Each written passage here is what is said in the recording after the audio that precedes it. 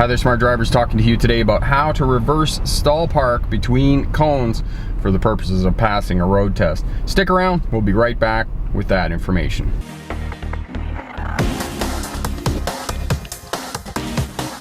Hi there, smart drivers. Rick with Smart Drive Test talking to you today about how to reverse stall park between cones for the purposes of passing a road test. Now, I'll put the video up in the corner here for exercises that you can do to learn where your vehicle is in space and place and learn mastery of the primary controls, the steering wheel, the throttle, and the brake for those of you driving automatics. For those of you driving manuals, it'll also be clutch control, which will improve. And the exercises in the Learn to Drive video, plus this exercise of reverse stall parking between cones, is going to improve your overall driving. And I encourage you to work with these slow speed maneuvers, work with the exercises in the Learn to Drive video, and will make you a better driver faster. So focus on these slow speed maneuvers.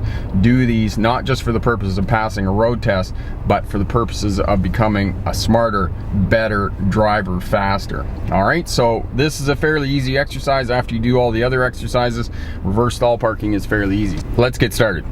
All right, so when you pull up to the cones here, you want to be about 3 feet away from the cones on the passenger side. So we're doing this on the passenger side, and it's going to be a little tougher on the passenger side. And then you want to angle out away from the cone. So into reverse, and we're going to back up. And we're going to keep the cone tight to the passenger side. We're not going to worry about the cone on the other side. We're going to keep it tight to the passenger side. And if you do the exercises in the Learn to Drive video, you can do that as well. Just place the cone out there and drive alongside of it, and then you can learn where your blind area is on the passenger side of the vehicle. So we just keep it tight, and I've got the wheel turned all the way to the right, and the cone is nice and tight to the vehicle. And I can just quickly check here, but this cone is good on this side here. And now we're straight between the cones, and I've got the steering wheel turned all the way to the right. So what I want to do is I want to bring the steering wheel back to straight. And we know that the steering wheel turns 1.5 turns to the left and to the right for maximum turn of the steering wheels. So we just bring it back 1.5 turns, and we now know the steer tires are straight. You can also move the vehicle a little bit, and you'll know that your steer tires are straight. So we just back up. We're in line here with all the pylons, and we can see the back one there as well, and we're good.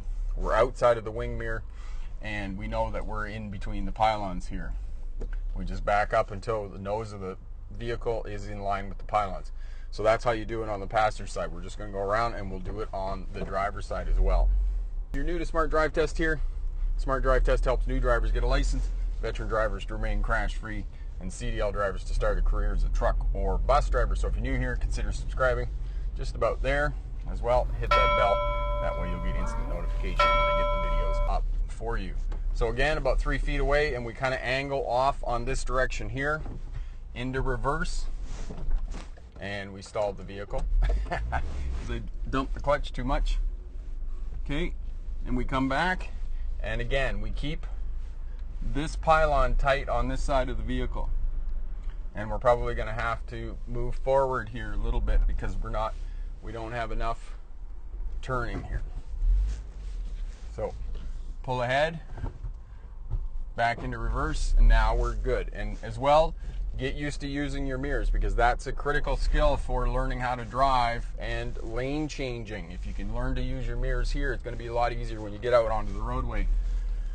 So get used to using your wing mirrors in conjunction with good observation techniques to back up. And that's how you do it on both the driver's and the passenger side for reverse stall parking between cones. And it's just a matter of renting some of these pylons from your local rental shop. They're inexpensive, probably about $10 for the day for 4 of them.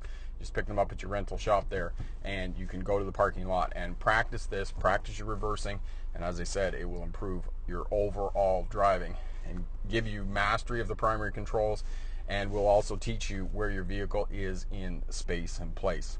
For another video, click here. To subscribe, click here. Thanks very much for watching, and remember, pick the best answer, not necessarily the right answer. Have a great day. Bye now.